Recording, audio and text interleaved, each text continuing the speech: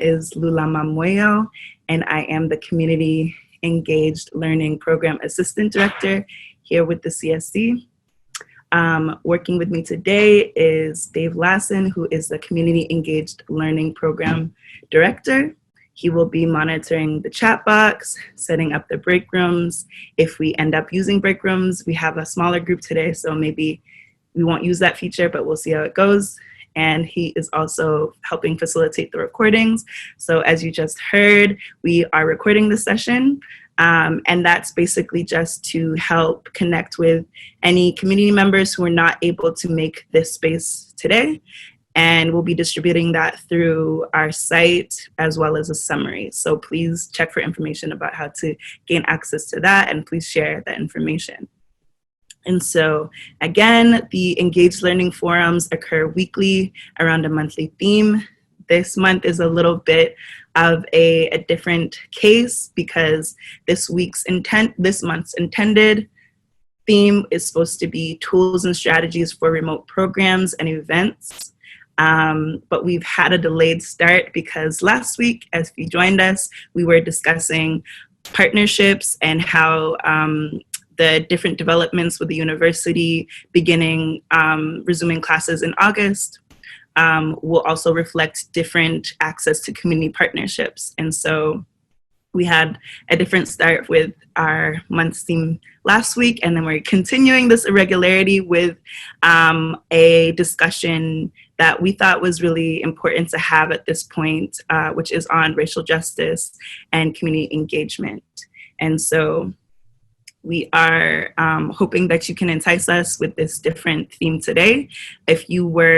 We had a little bit of issues with our communication, and so if you are here for the session and thinking it was about the tools and strategies, we apologize, but we hope that you can stick around for this important conversation on racial justice and community university partnerships. Dave, is there anything else you'd like to add about our schedule?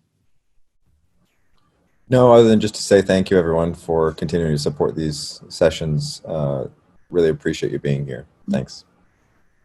Yes, thank you all for joining us and continuing to stick with us. So a few housekeeping rules. Again, please continue to invite others for future digital elves. Come to any event that you find useful. And also please provide us with feedback after all of these sessions, because we really rely on the feedback to advance and enhance what we're producing for you all. Again, if you do not want to be recorded, please keep your camera off and you'll remain anonymous. Otherwise, please feel free to turn your camera on and unmute yourself when you would like to participate in conversation. Please also feel free to use the chat box throughout the session to relay comments, questions, links to information. Any resource can be just dropped in the chat and we will all be able to access that information. So yes, please use the space as much as you can. To open up today's conversation, I wanted to kind of set the tone with a poem that I found on racial justice and the current nation's energy.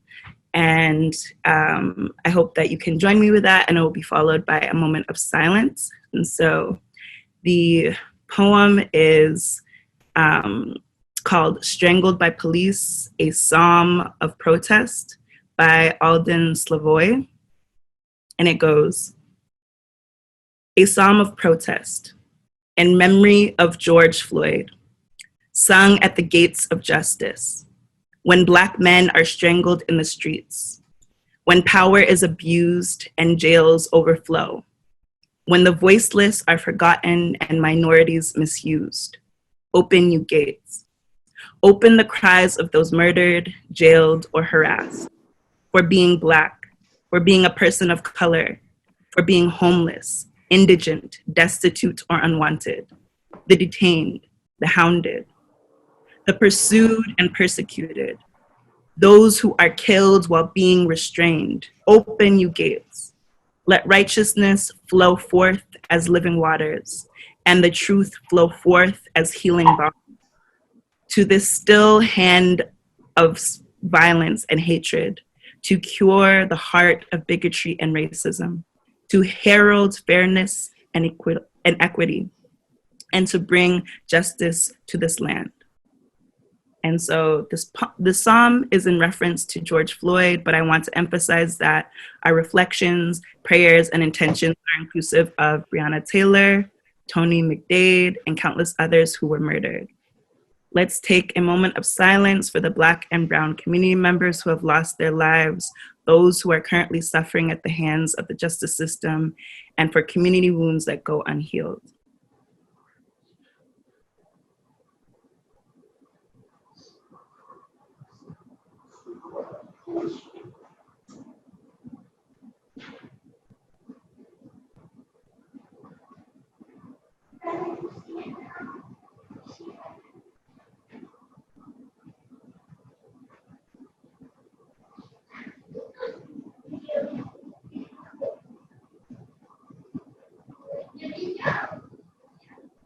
Thank you. And so we carry some of this energy with us today and set intentions for observing narratives and stories and experiences that are vulnerable and at times painful to express and share. And as community practitioners and organizers, we want to share in this space and support each other in how to process all of this changing landscapes and information. And so the aim of today's space is to draw intention and impactful attention to the re-energized efforts surrounding racial justice, specifically to the Black Lives Matter movement, police brutality, and the cyclical violence at the hands of system power and privilege. They are not new themes that impact Black and Brown communities. It's an everyday continuous struggle, but it is in our capacity through the CSC that we want to take time to address the current impacts, particularly as people who serve our community every day. It is important to discuss the impact of community engagement and how that's changing, as I've said. This space is for community healing, allyship, and solidarity, as well as a sounding board to develop strategies to engage with our teams, volunteers, interns, our personal networks, and have critical conversation of change and resilience. As we know, many of the efforts that are currently underway in our local community and across the nation has included actions of protest, demonstration, policy reform, defunding police, advocacy for restorative justice, defunding the prison system, advocacy for people of color with disabilities, and much more. These movements are reflected in our community as it may change how some of us serve others, particularly with COVID-19 still at our heels. Some organizations have connections with the justice system and police. This may adapt relationships moving forward. Youth are involved in much of the organizing going on, and so conversations and strategies for youth engagement may also change. At the university level, Notre Dame students will be restricted from going off campus this fall due to COVID-19. So we want to further discuss different ways that we can provide, that they can provide support and get connected. And we also really want to encourage students to participate in these conversations through partnerships with you, because as community partners, you have experience that is poignantly valuable that they cannot get anywhere else. Because this has been an ongoing strategy and an ongoing work, there are already strategies community partners and institutions have been utilizing. So I want to be sure that some of our conversations today are building on assets. From the Notre Dame side, we have folks who will be addressing conversations and efforts taking place through the CSC. And so again, I want to welcome Melissa Marley Bonnichsen. I hope that you can correct me if I'm not saying your last name right, but Melissa is the Director of Leadership Formation, as well as the Director of Reverend Don McNeil CSC Leadership Fellows Program. And so please welcome Melissa. Thank you for being with us. Hey there, everybody. How are you today? It's great to see you. I first of all, I just want to say that it's wonderful to see so many people I know that with the COVID reality, we have to do this through this digital space, but I'm still incredibly grateful to see really familiar faces and names present here. And I just know of our shared commitment of working together in mutual ways for the good. I don't want to take a lot of time to share things because as community partners, you are the experts. You know your communities, you know your work, and how this conversation intersects with that. And so I'm not going to share a lot, but I did want to just lift up kind of our context in the center currently.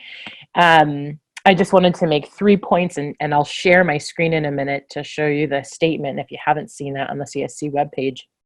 But the first point is that for lots of reasons, including our teamwork, our framework of Catholic social teaching, the Center for Social Concerns is committed to the ongoing work of racial justice. As many of you may feel similarly, wow, I wish we were not consistently in this moment of this anger and this grief and these realities, but they continue to happen. And so even in the 7 years in which I've been at the CSC here at Notre Dame, we've been to this moment so many times, but we are committed to the work of racial justice, and even more so, we are committed to the work of dismantling white supremacy in our country, in our community where we see it, addressing it even in our own spaces on campus. So it's just really important to make that stance.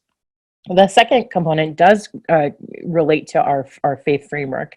And so with the Catholic social teaching work, the honoring not only human dignity of all persons, but also the principle of rights and responsibilities. And so feeling this collective understanding that if we participate in the right to have neighborhoods that are not impacted by police brutality, to have systems that are not participating or being the brunt of racial policies, then folks have the responsibility to fight for those things. And so honoring this reality that we all have a part to play in that. And then certainly solidarity. And so in CST, when the writers wrote this principle, it wasn't this kind of pop culture understanding of, I'm in solidarity with you as like a small s. It was a large S, and it was a large S in the sense that we will walk all the way to death, even to the cross. Like that was the understanding of solidarity, that we will walk together, yes, but we will do a long walk together. And so that's how we do see this work for us here in the center, to be wrapped up into those principles. So then pragmatically, I'm just going to share my screen with you for point 3. And this is, let's see here. There we go. My son's talking. Okay, there we go. Yes. So hopefully you can see this. If you go to the Center for Social Concerns the homepage, you'll see that there's also a statement for racial justice. And this picture here, many of you may be aware of, this is the National Memorial for Peace and Justice. This is Brian Stevens' part of his life work there in Alabama. It's this incredibly powerful monument and memorial to the lynching victims of our country. And the large pillars that you see hanging there are made of I don't know if it's bronze or if it's copper, what the metal is, but it's this very strong image of names and locations in which Black and brown people have been lynched in our country. And then this notation on the bottom there: for the hanged and beaten, for the shot and drowned and burned, for the tortured, tormented, and terrorized, for those abandoned by the rule of law, we will remember. And so we wanted to pick an image in this point to say it's not enough to just offer words, but to show and evoke how we feel currently in this moment. And then just our statement: the Center for Social Concerns remains committed to racial justice, exposing the white supremacy that prevents it. Reading the signs of the times, we realize that there still exists a long way to go. Bishop Seitz of the Diocese of El Paso, in his pastoral "Night Will Be No More," reminds us Challenging racism and white supremacy, whether in our hearts or in society, is a Christian imperative, and the cost of not facing these issues head on weighs much more heavily on those who live the reality of discrimination. And in our ongoing commitment to listen, learn, grow, and act for racial justice, the Center offers resources to walk with us in the journey. And we invite you to join that work of racial justice through personal reflection. The Center's Act Justly seminar, which was for undergraduates, faculty, and staff, through works of advocacy, organizing, and education. And we have just put a handful of resources up there, which are open to anybody. We're creating space for student reflections, for undergraduate reflections, to share their thoughts on what's going on currently. We have the seminar that happened in the spring for undergrads, but we're creating some a curricular and co-curricular space for students to think about these things a little bit more. We're also looking to opening that up to faculty and staff. We have a socially responsible investing campaign, which is connected to the Fidelity accounts that we have, in which there's 401ks. So within, of course, these portfolios are these private prisons, these institutions. So the student-led campaign is to say to Notre Dame, hey, there are people that would like a socially responsible fund to invest in that is separate from these private prisons or detention or detainers. There's our local Faith in Indiana organizing campaign, which is connected to responding to police and discipline, justice training, etc. And then we have numerous resources here, including podcast spaces. And so if those are helpful to anyone, please, or if you have any questions, please let us know. So that's really all I wanted to offer in light of our work, and to kind of continue to show our continued commitment to helping our students understand this, to be very clear that this is something that we are against in all ways, and to give students tools to respond to that. I'm going to unshare this. Stop share. There we go. Thank you so much, Melissa. I think those are great resources. And if you could just drop the link to that page in the chat box, that'd be awesome. But yeah, I found it really important to bring on Melissa and to encourage the other faculty and staff from Notre Dame to participate today, so that we could really be transparent about the support that our institute and our community as the Center for Social Concerns is trying to provide with these resources and access, and be as transparent as possible to discovering new ways of adapting what we can do and provide for strategies in the community. So thank you again, Melissa. We hope to continue those conversations as we go along. I want to now lead to just small group discussion. You've been able to. Oh, sorry, I think, thank you, Duchess. So I think that we can go to the small group sessions just to get some more personal one-on-one reflection. I know it's sometimes hard to tackle such a heavy weighted topic with so many different people. And so we'll just be breaking out into small groups, but some of the conversation just as prompts will be, and you don't have to feel bound to these questions. They're just prompts. So again, how do you recognize the impact of racial justice and equity in your life, whether that's your work life and or personal life? What strategies do you use to support racial justice in your work? And how are you and your teams responding to the death of George Floyd, Eric Logan, who is a local from South Bend, and the various slain members of different communities? So again, these are just prompts. They will be broadcast out to the small groups, and then we'll come back for a larger discussion, share out, and maybe address some other questions as well.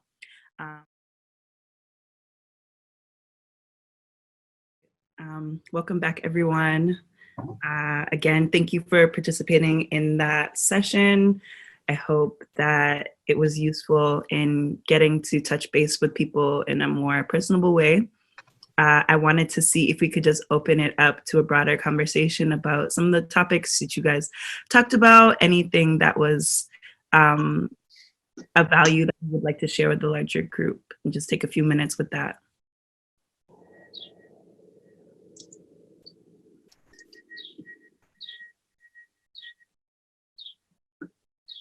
Hello. Had an observation during the pandemic time, and trying to connect that with the racial injustice.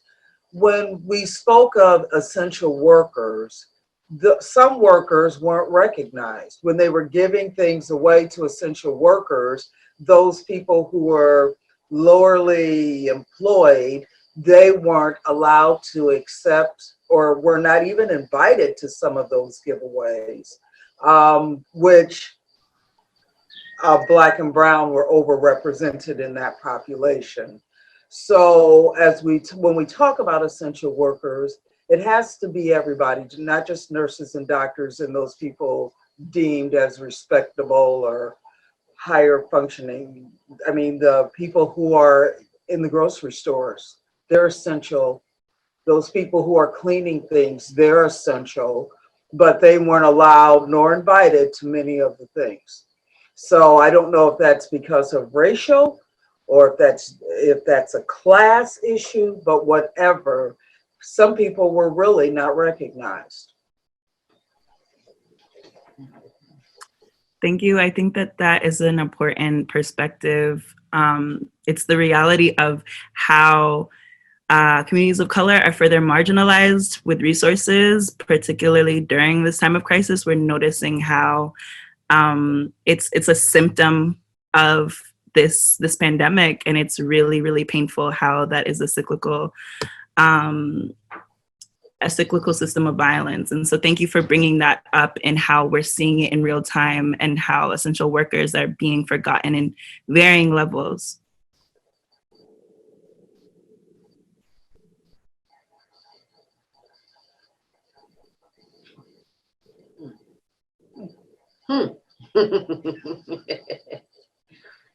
Embrace the silence.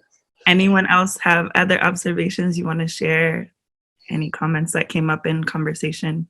Well, Lulu, I'll say something. I'm Dan Graff from the Higgins Labor Program in Notre Dame, and following up from that last point and the question about it, I'm really interested in. I mean, it's a known fact, the racially disparate impact of the pandemic, and it's good to be seeing that recognized. However, we need to go further, and that point in that question, I'm trying to put together a forum on workers' rights and resources and roles during this moment. It might be the kind of thing that is a one event, or it might go on into the fall. I mean, this pandemic's not going away, and the economic impact isn't going away. So if folks are willing to share with me, we're looking for stories of the inability to access resources, for example, people having trouble accessing unemployment that they're entitled to,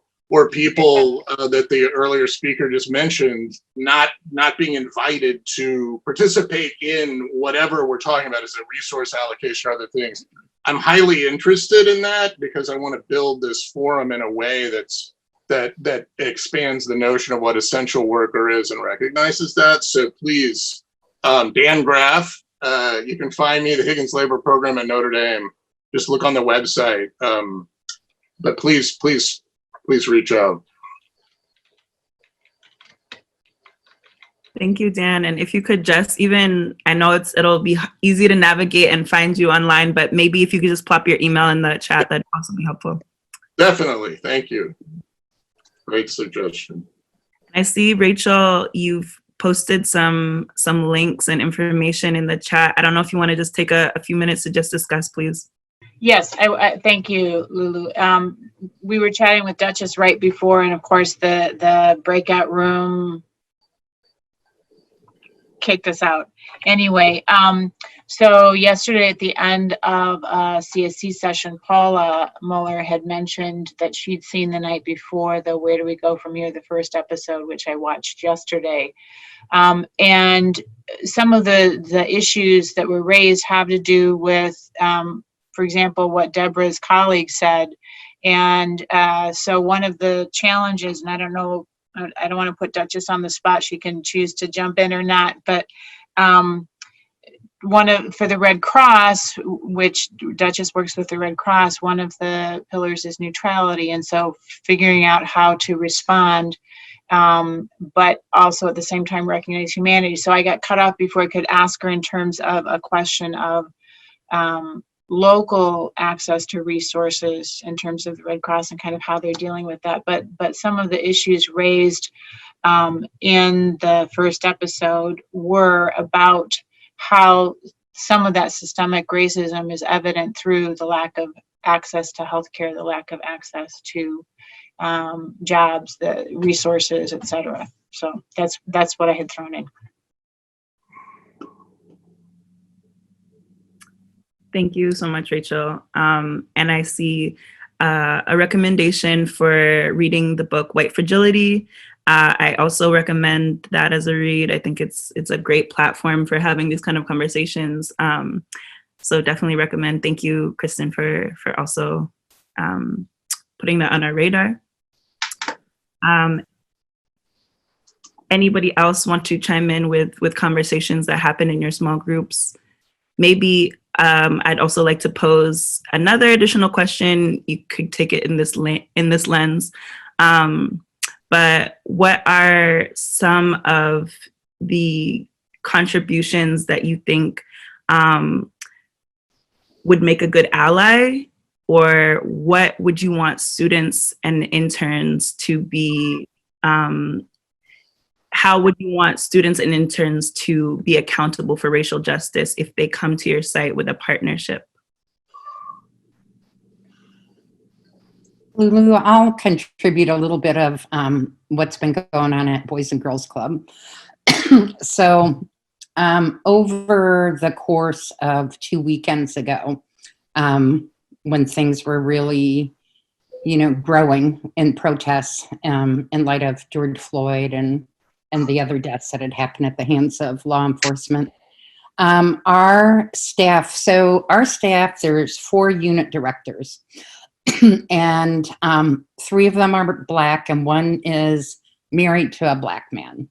And so when the days were going on, like a couple days into it, they were like, when are we going to say something? When are we going to say something? We got to come out with a statement, And so we did. But part of coming to that decision is they shared their stories. So all of them did, but 2 of them, actually all of them have young kids. So, one is Maurice, who's a Black man. His son just had his 3rd birthday, and his own experience with being pulled over unjustly and having his car, torn apart for no reason. And the real fears he has for his own son. And then another unit director shared, she has 2 young daughters, like 9 and 11 years old. And she said that she was largely shielding them from all the, I don't know, she just said she kind of wanted to create like a happy world for them, so they wouldn't have to know all the ugliness. But she had a very difficult conversation with her girls, and she's glad. So anyway, what I want to get at is, as a result of this, we have a recording of an interview with our COO and 2 of the unit directors. That's on our Facebook page, a YouTube video, where they, talk about their real experience, which reflects a lot of the families we work with. And And then one other unit director has a son who just turned 18, who's an amazing young man. He's just a great, hard working, getting ready to go to college young man. And she said he turned 18, so she felt like it's time to give him a little more, a little more relaxed curfew and things like that, which comes with the age. But she said she can't sleep. She can, it's like terrifying. And not that he's doing anything bad or wrong, but you don't have to be, right? I mean, you don't have to be doing something bad to get hurt. So anyway, we've planned to do like a series of these recorded conversations that are available to the community. And maybe it would be meaningful for anyone here to check it out. So that's Boys and Girls Club. That's fantastic, Ludi. Thank you on one side for bringing those narratives and experiences to this conversation. I think that parenting young people of color, it's really tough. It's really tough, and to choose how to do that without terrifying them and making them overwhelmed by the reality, but also being very poignant and real and protecting them in a way that makes them prepared. It's at a crossroads, and it's very tough. But then on the other side, thank you again also for highlighting the resources that you're providing with the Boys and Girls Club, and how you're again doing some of that work that is similar to what Dan is doing with collecting people's narratives and stories and making them accessible to other people. And I think that those are helping tools and healing tools, as well as informational tools. So thank you. If you have access to that link quickly, maybe you could pop it in the chat box, but if it's hard to navigate, don't worry, but it would be great to get that out. I would love to see as well. Okay. So when this was promoted, it talked about, some of the things that we wanted to talk about, the racism.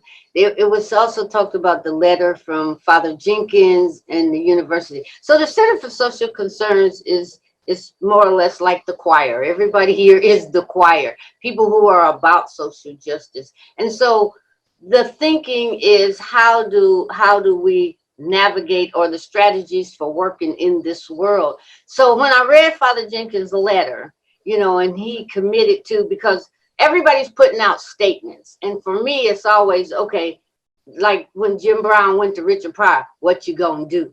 Beyond the statement, what you gonna do? So Father Jenkins was saying that he was gonna meet with the presidents and the deans. So, okay, what does that tribe consist of? So I went and I looked up all his presidents and vice presidents, and it's kind of like the conversation I had with the CSC years ago. Why is only one Black person allowed in the room at a time? So he has one Black president, Hugh Page, and then one dean, either vice versa. And so what is that conversation going to be like, if it's just the same bunch of folks at the table? So, and it's always that, where a multitude of white perspectives are always represented, but then only one of us that's supposed to represent everybody and everything. And so how do we expand that? Because I've always considered the CSC a stepchild of the university, a small group of committed, really down for social justice to the mat folks, but a stepchild to the university, that has nothing to do with their $1 billion endowment and all of those other things, the football and so on and so forth. And so it's trying to function in that, because when we had that reparations panel not too long ago, and the students talked about how they are treated on campus, Black students, and there has never, ever, ever been any action to address those things.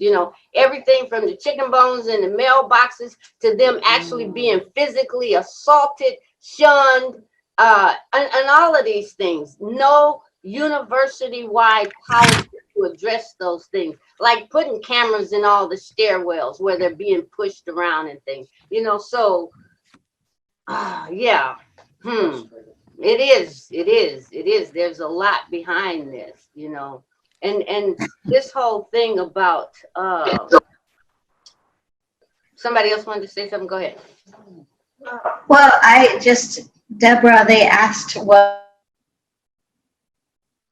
Oh, community partners would like to see students be prepared for when they engage with the community. And it sounds to me like, if I'm hearing you right, that you're asking that the university have a more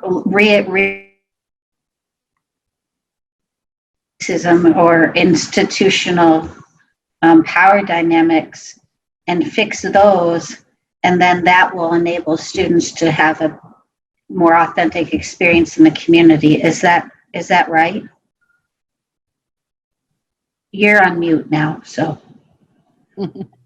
Because we are, as a community, we're always wondering. So there are lots of Black students that be on the university, and we wonder why they never come to us. You know, and even when we're like at activities night or so, I actually make it a point to reach out to these students to say that we are here as community to support them. We understand what they're going through on this university, but this whole need to try to conform, to adjust, to pretend, and make sure that I don't insult or make uncomfortable the white people. And so it creates this disconnect between us and them, so that a lot of times they don't even want to identify with us.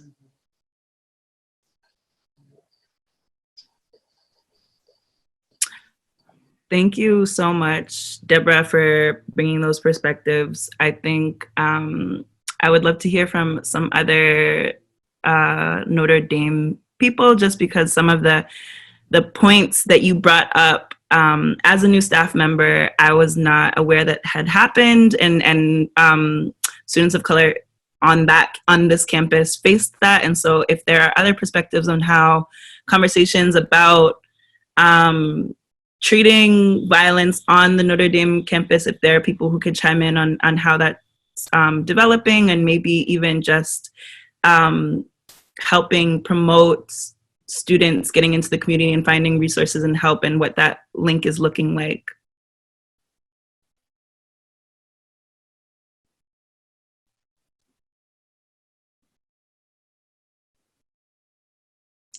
well, you know, at that prayer and walk for unity, there was at least one student that represented the young men from the Labuda Group, and I never knew of them until I sought them out at activities night last August.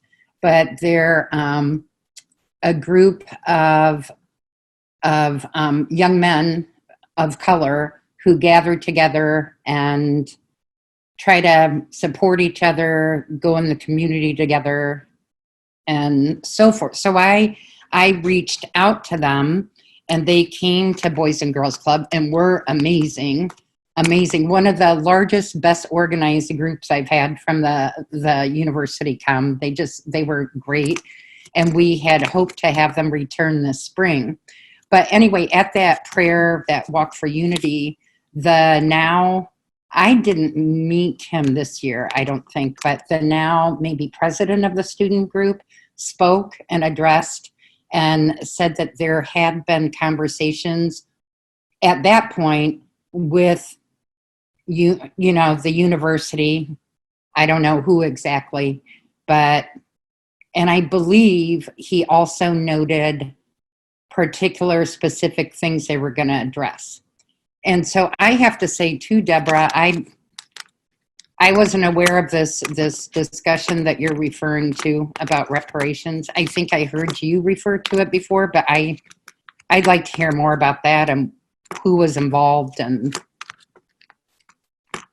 if it was just recent. I don't, you know.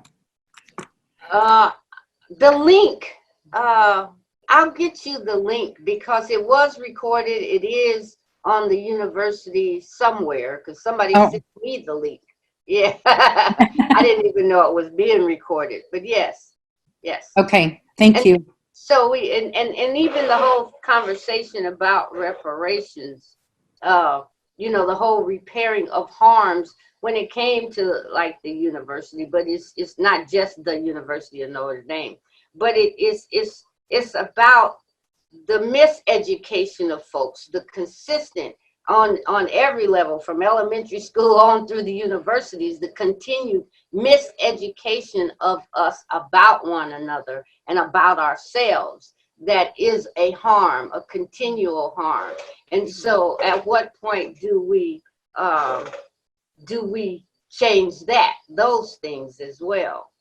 So on this panel, it was Pokagon Indians, Native Oh. Americans on it. Yeah, and so it talked about that whole history of Notre Dame being given that land and the agreement and the violation, the turning the back on the people and all of that. And so it's just this historical harm. And so for me, when I talk about Black people, about Africans, for me, in my brain, it's inclusive of Native Americans. People, because again, Black Africans is indigenous to every continent on this planet. We were the first peoples, and so we cannot disconnect ourselves from all of the people and all of the harms that are done to us.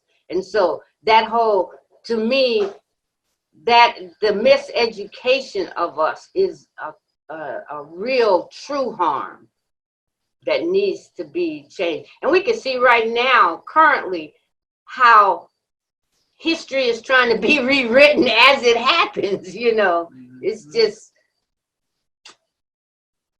it's truly disheartening.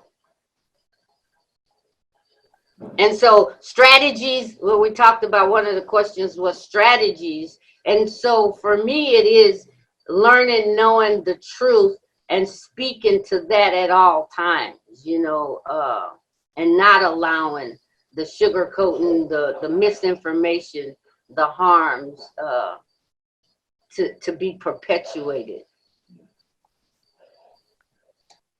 So I just wanted to offer something. I in no way speak for all of the university, so I want to be very clear on that, Ms. Deborah. So a couple things. There's a incredibly wonderful group of people on campus that are made of faculty, staff, and incredible students that seek to push the university to do the right thing.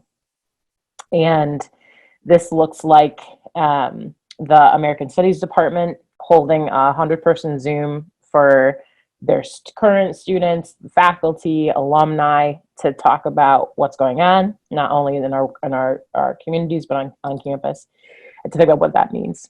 I want to lift up Yvette, who's on the call, who works day in and day out with students of color, whose work trying to figure out how we can continue to push the university to be a place that we can be proud of, that says is a fully inclusive place.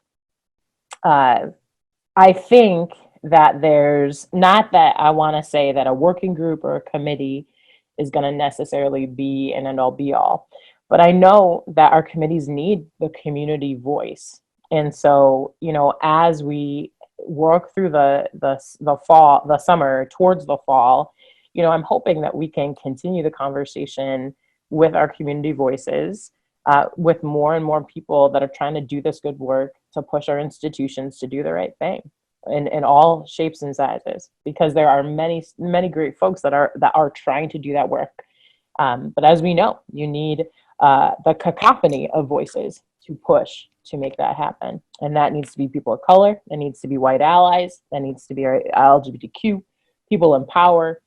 And so I hope that we can continue the conversation with anyone that wants to have the conversation, but to push to do the right thing. Because Lord knows I go to work every day and I want my kids to be proud of the place that I work at. I want to be proud of the work I do in the place that I work for. So just know, Deborah, that we hear you and we stand with our students in it, and students are communicating, alumni are communicating. I would second that. And I'd also say, in terms of our office, we first of all serve as sort of support for students of color, right? So helping them get plugged in, whether that's supporting their clubs like Labuda, Shades of Ebony, 35 plus different student organizations, helping students find their safe place and niche and plug in. But then also sort of like our secondary audience is our white students, because we understand that we all have to be working together to create an inclusive campus that is welcoming of our students of color. So we do a variety of different trainings in the residence halls with student organizations, all of the above in regards to allyship and things of that nature. And then also, I do want to mention, if you all haven't seen it, the statement that the Black Student Association released. And there were, I think, a few other student organizations that were tagged on that. And I will definitely say, and again, I don't speak for like the whole of Notre Dame, right? I speak for myself and the efforts that my office is working on. And I know that we're definitely looking at those action items that they have listed, and that we are definitely taking those seriously. Thank you so much. And I don't want to gloss over those sentiments, but with time, I just want to acknowledge that we are running very low, actually out of time. But I did want to just quickly say thank you all for being a part of this conversation. Thank you, Melissa, and thank you, Yvette, for rounding out this conversation in a very in a way that I don't think I could have. And so thank you for being supportive bodies and addressing major areas of concern that are valuable to all of us. And I think, thank you, Deborah, and all the community partners who were a part of this conversation, Ludi, everyone who brought up narratives and experience in what is pressing for them. I think particularly that note of where we're leaving off with how students can reach out to you. And Deborah, you were touching on that, of how we can get more students involved with feeling like our community partners are for them, and that support system is there. I think that is going to be very critical in how we analyze partnerships and how we are opening up the university in August and really supporting students reaching out to you all. I think that particularly with these sentiments of organizing and activism, there will be students coming back feeling angry, feeling ready to go, feeling like this is time to even put pressure on administration at the university. And so what we can do with the CSC, we will try to support them in feeling support, and we also will encourage them to reach out to you to find that support. And we really hope that you can help us navigate that language, navigate those resources, and come up with action plans to be stronger and more supportive units.